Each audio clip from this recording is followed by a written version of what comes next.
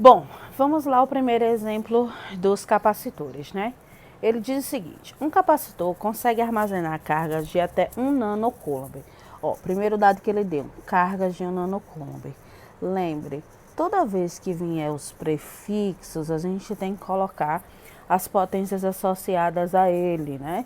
Então, nesse caso, o nano, que é 1 nanocoulomb, equivale a uma potência de 10 a menos 9 coulomb, certo? Para uma diferença de potencial entre suas placas, então, diferença de potencial entre suas placas, então, tensão, é igual a 1 milivolt. Também tem que colocar a potência associada ao mili, que é 10 elevado a menos 3, no caso, volts. Indica entre as alternativas abaixo o módulo da capacitância desse dispositivo. Então, vamos lá. Capacitância aqui vai ser igual a carga dividido pela DDP. Quanto é a carga aqui? 10 elevado a menos 9, dividido pela DDP, que é igual a 10 elevado a menos 3. Lembra daquela regrinha. Potências de mesma básica que a gente faz para resolver. Eu conservo a base e subtraio os expoentes. Então, vai ficar, conservo a base 10 e subtraio menos 9, menos da fórmula e o menos 3 aqui de baixo. A capacitância aqui vai ser igual, vamos lá, repito a base 10, menos 9, menos com menos, mais 3. Então, aqui vai ficar que a capacitância vai ser igual a 10 a menos 6 farad. Então, tá aí a resposta do primeiro exemplo. Lembrando, essas potências eu preciso colocar elas associadas. Então, a gente tem o micro, né? A gente tem, depois do micro, o mili. Desculpa, o mili, depois o micro. Eu tenho o nano e também o pico. Cada um equivale a uma potência específica. Então, aqui é 10 elevado a menos 3 farad. Aqui é 10 a menos 6 farad.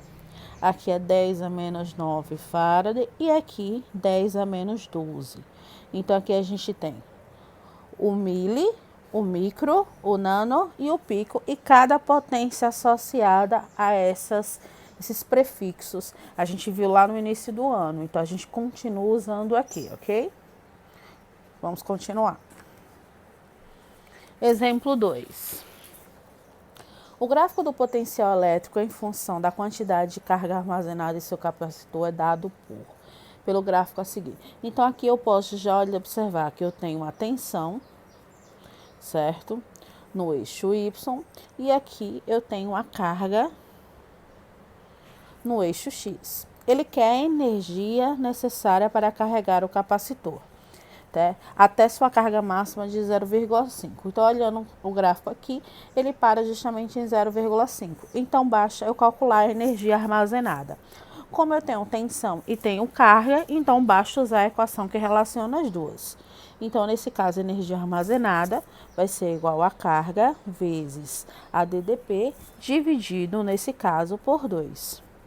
Quanto é a carga aqui? Eu vou olhar na função. Como eu não tenho nenhuma legenda, não preciso associar a potência a ele que não tem uma potência associada. Então, só 10 vezes a carga, no caso aqui, é a tensão, tensão, vezes a carga aqui, que é 0,5, tá? A ordem aqui dos fatores não altera o resultado.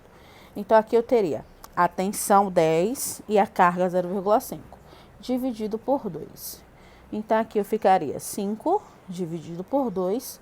Então, essa energia aqui daria igual a 2,5 joule. Lembrando, se é energia, eu uso em joule, tá?